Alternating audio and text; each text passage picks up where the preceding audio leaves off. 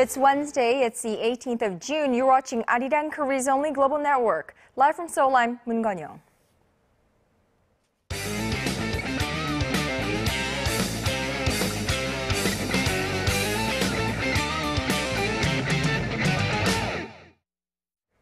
Now, World Cup fever officially took Korea by storm this Wednesday morning as tens of thousands of people in red shirts gathered on streets throughout the country and many millions more at home to watch Korea's first World Cup match against Russia.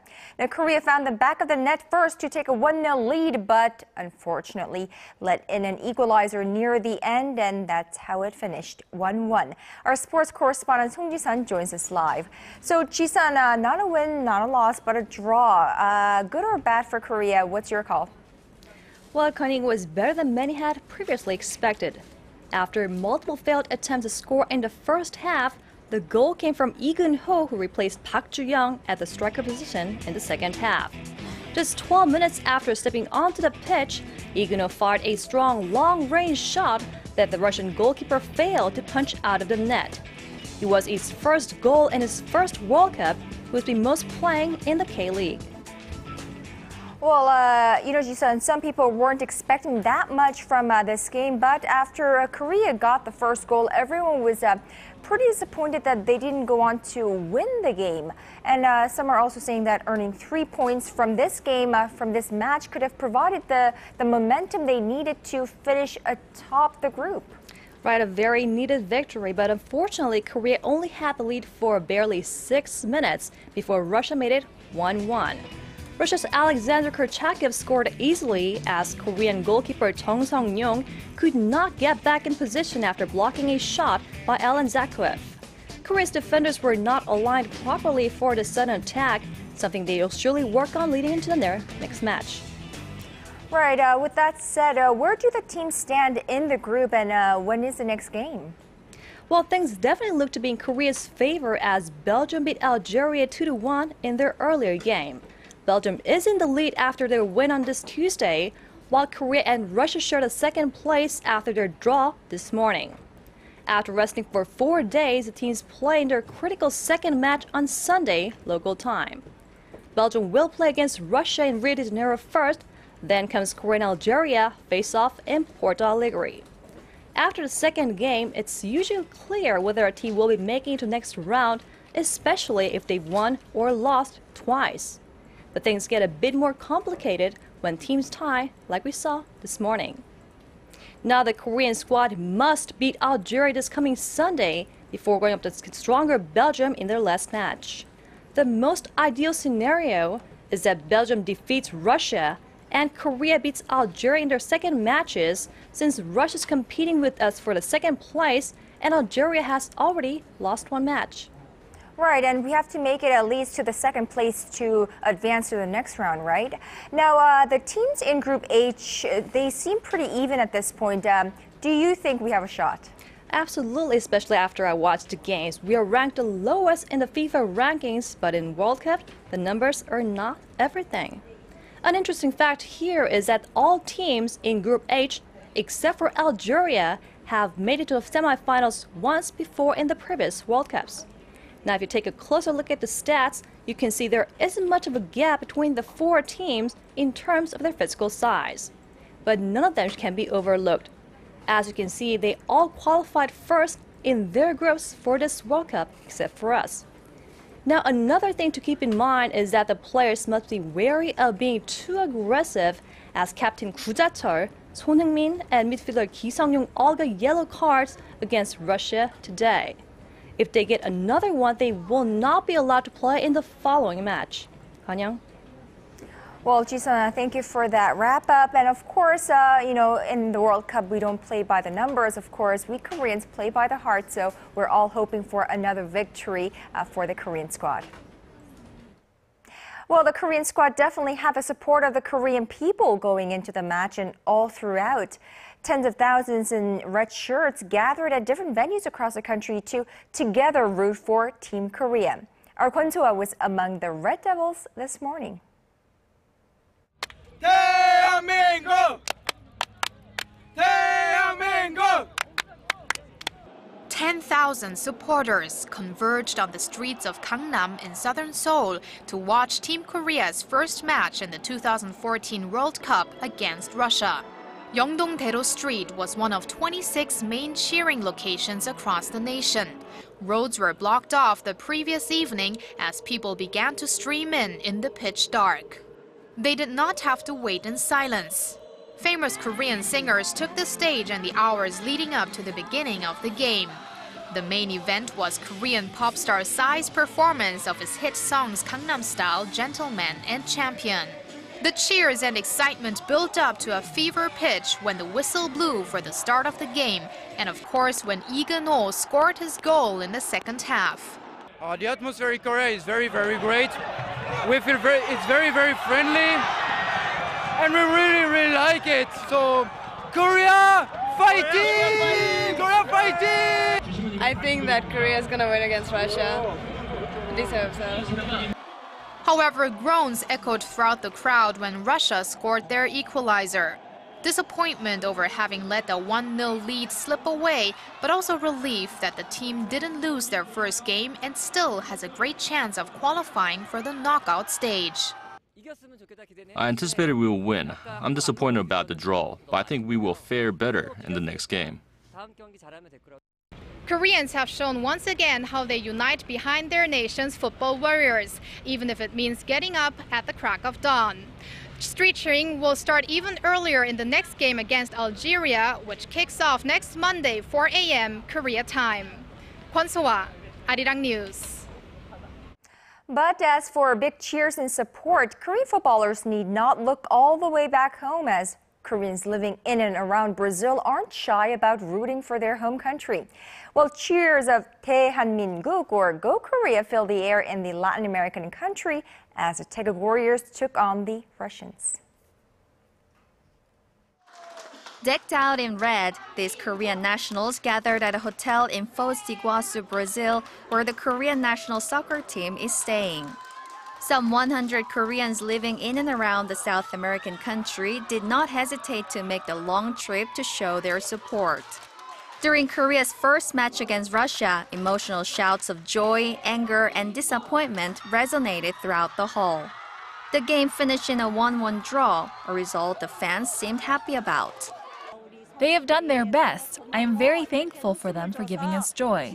They really played well. Go Team Korea! I almost cried when Hong Jong-ho was replaced due to injury, but I was overjoyed when we scored the first goal. Even the Brazilian staff at the hotel was pulled into the passion of the Korean fans. They played really well like pros. I think Korean team will stay in Brazil for a while. It's a sentiment shared by Team Korea supporters in Brazil, and more people are expected for the team's second match against Algeria next week. Son Jung-in, ARIRANG News. Well, World Cup is a time when various businesses roll up their sleeves to compete for more market share and sales. But this time around, we hear different factors about the World Cup in Brazil are giving a boost to industries that haven't enjoyed the World Cup benefit before, and disappointment to those that traditionally have. Our Kim Ji-yeon tells us who the winners and the losers are. The cheering for Team Korea at the World Cup continues, albeit a bit more subdued volume compared to years past, partly due to the lingering grief from April's Seoul ferry disaster and the time difference between Korea and Brazil. Both factors have an effect on industries that are accustomed to seeing sales soar during the World Cup. The liquor industry is just starting to promote their products this month since the nation has been grieving the Seoul disaster. Also, a lot of the World Cup games are taking place during the early hours of the morning here in Korea, so it's less likely fans will drink alcoholic beverages while watching the games.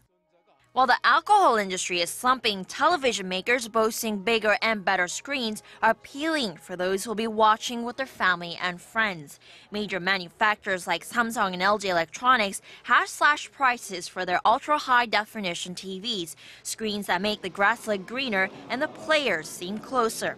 Sales of Samsung's UHD TV soared more than 30% in the last week of May compared to the week earlier. LG also saw its TV sales quadruple in May from January this year. Kim Ji-young, ARIRANG News.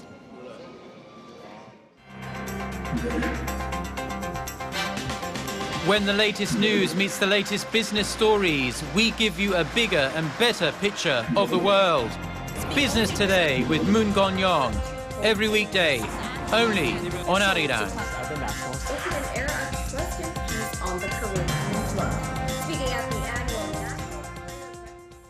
Under pressure to reconsider her nominee for Prime Minister, President Park Geun-hye will re-evaluate his qualifications after returning from a week-long trip through Central Asia. Now, the presidential office of Cheongwon said the president would look at the issue more closely and then decide on whether to make a formal request for a confirmation hearing. The president is receiving updates on domestic affairs from top aides during her trip. The motions requesting the confirmation of nominated cabinet members will be reconsidered after she returns to Korea. Now, the presidential office had earlier suggested that it would ask the parliament this week to schedule a hearing. If all goes according to plan, the United States will have a new ambassador to South Korea by the end of the year. The U.S. Senate held a confirmation hearing on Tuesday for Mark Lippert, who indicated there wouldn't be much of a shift in policy under his watch. Our Hwang Sang-hee reports. At a Senate confirmation hearing Tuesday, U.S. Ambassador to South Korea nominee Mark Lippert said the alliance between Washington and Seoul have never been stronger. He said if confirmed, he will work closely with South Korea to denuclearize North Korea, as it remains a grave threat to the United States and its allies. Lippert said he will continue to isolate the regime and increase pressure through sanctions. Continued to build the international consensus to isolate North Korea and its regime, and perhaps one of the best examples is to isolate them on the human rights issue. Recognizing that the current diplomatic row between South Korea and Japan is a touchy subject, Lippert said he would not act as a mediator, but would encourage dialogue between the two neighbors. We wouldn't play a mediation role. We obviously have conversations to encourage a better dialogue between the Japanese and South Koreans to work through some of these very difficult and painful historical issues. Lippert said he will try to boost cooperation among Seoul, Tokyo, and Washington by arranging trilateral meetings, like the summit held in The Hague earlier this year. Lippert, who served as Assistant Secretary of Defense for Asian and Pacific Security Affairs, is arguably one of President Barack Obama's closest aides. If confirmed by the U.S. Senate, he will replace current Ambassador Sang Kim in the second half of the year. Hwang Sang-hee, ARIRANG News. Now, U.S. forces have made a major capture, a key suspect in a shocking attack on a U.S. embassy in Libya a couple of years ago. He is being called the suspected ringleader to the deadly attack back in 2012.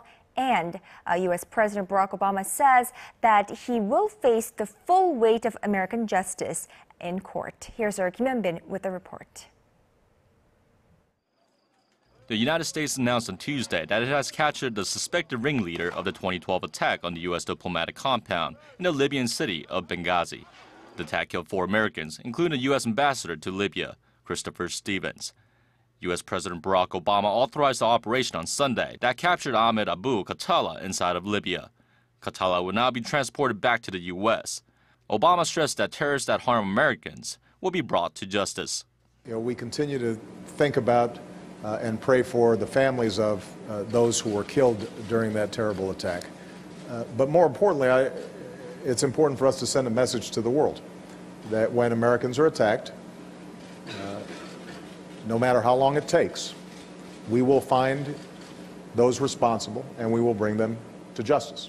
A U.S. official said Khattala is currently being held on a U.S. military ship in an undisclosed location.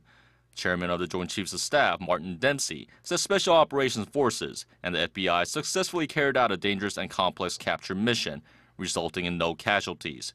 Khattala is expected to be charged and prosecuted through the U.S. court system and will not be sent to the infamous Guantanamo Bay facility.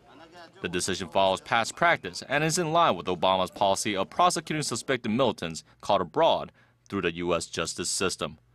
Kim Hyun-bin, ARIRANG News.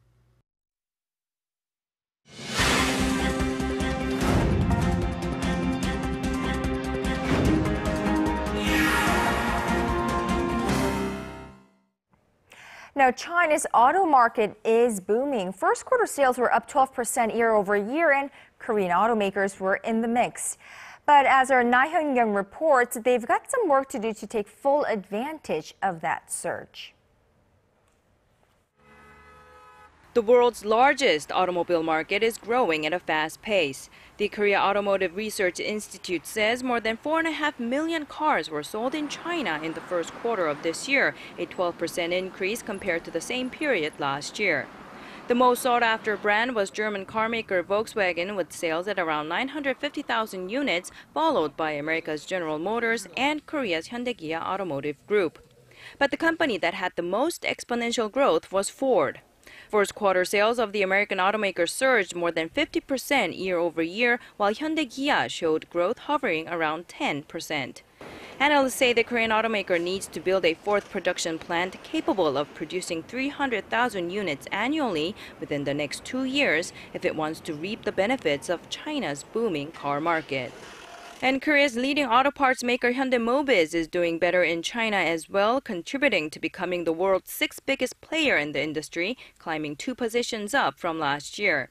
U.S.-based auto magazine Automotive News says Hyundai Mobis posted revenue of nearly $25 billion in 2013, showing 16% year-over-year growth, while other top 10 firms showed a growth average of 6%. Market watchers say the rise of Hyundai Mobis may have started with the stellar performances of its parent Hyundai Motor Company in the 2000s, but they attribute the steady and gradual growth to the firm's improved price competitiveness as well as the free trade pacts that Korea signed with the U.S. and the EU. 나현경, 아리랑 뉴스. Korean firm POSCO has been named the world's top steelmaker for the 5th year in a row. Now, among 36 global steelmakers surveyed, information service provider World Steel Dynamics gave POSCO the highest marks. The company's technological innovation, human resources management, and value-added rolled steel were pointed out as the core reasons for the #1 ranking. Now, small U.S. steelmaker Nucor Corporation came in second in the survey, while Korea's Hyundai Steel cracked the top 10 for the first time ever, ranking 9th. Also, for the first time in 15 months, exports out of Japan declined last month, presenting yet another threat to an economy already suffering from shrinking domestic consumption. Now, Japan's finance ministry said outbound shipments fell 2.7% in May from a year earlier due to slowing demand from the U.S. and China. The biggest drag came from the United States, where exports fell by nearly 3%.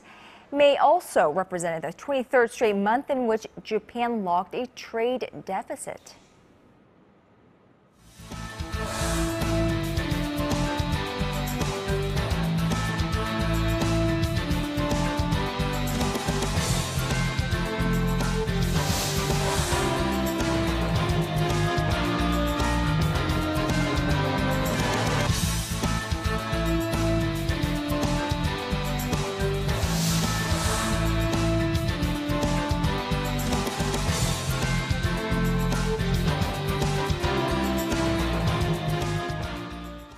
Now, Choi Kyung-hwan, a nominee for the double post of Deputy Prime Minister for the Economy and Finance Minister, has hinted at easing the debt-to-income DTI and loan-to-value LTV regulations for mortgage loans in an attempt to stimulate the real estate market. Now, since then, there has been a mixed response from the construction industry, financial sector, as well as the government.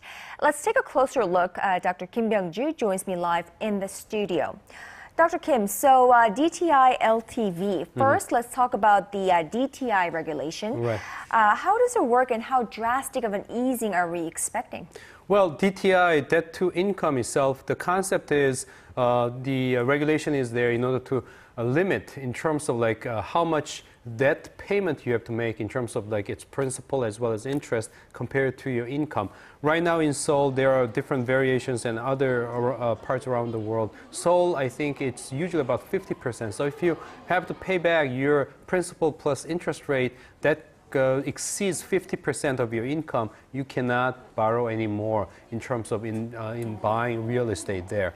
And the areas other than Seoul, I think it's about 60%. So what they're saying is definitely, possibly, the deregulation on this cap may be expected as a result of the new deputy prime minister coming in. But the thing is, overall, they're saying, in order to have this kind of DTI, deregulation, to have its impact, overall debt needs to be decreased. But in Korea right now, the household debt has been a perennial issue here. Everybody knows that. So reducing DTI actually could contribute further ballooning or increase of household debt. So they're saying, well, DTI relaxation, that part is not as realistic as other options. Now, what about the loan-to-value regulation? Are we expecting a significant change there as well? Loan-to-value, LTV side, they're expecting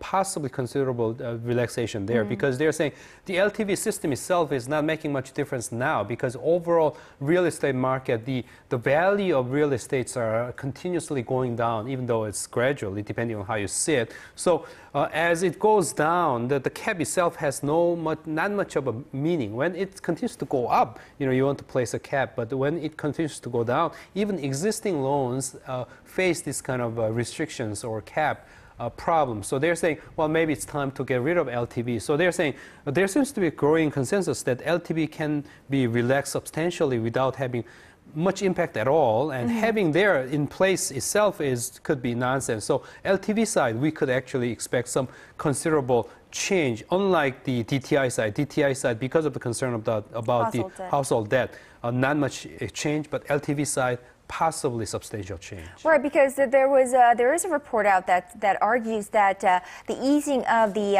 DTI, debt-to-income ratio, that would actually encourage those in the middle and lower class bracket, income bracket, to buy more houses or whatnot. Increase their debt. For real estate transactions. And LTV deregulation, easing of that, would actually encourage those in the higher income bracket or wealth bracket to buy more houses. Well, regardless of whether these deregulation of these limits are actually appropriate, we all know that for sure is that the housing market is very sluggish here in Korea as of now. How serious is it? We have prepared a graphics here to share the sense right here. Let's bring it up on the screen and let's talk about that. Well, even though Deputy Prime Minister of Economy is saying the newly nominated one is talking about the need for further relaxation, some of the critics of his view are saying, look, the overall value hasn't changed as much. Basically, what we are seeing on the screen right here is from the year 2000 to 2008. The valuation of a housing market in Greater Seoul area has more than doubled. And since then, what's been happening is it's been kind of slowing down, coming down a little bit, but it's still kind of like staying there at high level. So they're saying until the market correction offers substantial reduction of this kind of value, we can't really expect a market revival of the real estate market as it is in a meaningful way. They're saying we got to wait longer. That's what critics are saying.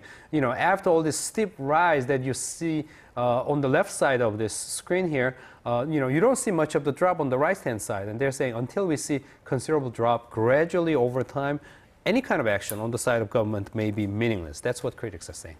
So all in all, what do we see ahead? I mean, the possibility of easing these mortgage loan regulations, of course, is part of, I suppose, the new nominees' efforts to revive the Korean economy as a whole. And so, do we see any obstacles, in Choi Kyung-hwan carrying out his vision? I mean, we are expecting some kind of a political opposition to a certain extent. Indeed. So that outlook is pretty much mixed, because Korea is kind of mixed in terms of its mind, in terms of what the country as a whole wants here. There's a one side, a so-called construction business lobby that says, oh, well, construction business is going down, so we need to revive the real estate market itself. But on the other hand, those people who care about the financial situation overall are saying construction market itself has been playing as a key cause behind growing debt problem here in Korea. So we need further correction here. So we cannot really jump into any kind of measure to revive the real estate market. Wait for the market correction, as I mentioned in the previous point there. So we have mixed mind here. Korea as a whole, as a country, cannot make up its mind as a whole. And they're saying, economists are saying, however, they seem to be in consensus in saying that overall what we need is kind of like a reduction of the debt without artificial efforts being made on the side of the real estate market to revive it. So let's boost the economy and increase people's income so that they can pay back their debt gradually over time. And let's not jump into any kind of major actions that could actually encourage the bubble on the side of real estate market to begin with. And other pessimists are saying, well, no matter what we do, there won't be any other bubble in the real estate market here in Korea because everyone is expecting, because of the population structure, real estate market is not going to jump back up again. So it's very much mixed picture here, and we are very much confused in terms of making up our mind. Right, and all those measures, they all seem easier said than done, Right. as always in the economic policies. And definitely, Choi Kyung-hwan has, ignited a real another mortgage guidelines debate. So we'll have to wait and see how that unfolds. Absolutely. All right, thank you so much for today. Thank you. And that's your business today on this Wednesday. Thank you for watching, and do join us again at 6 p.m. Korea time on Early Edition at 6.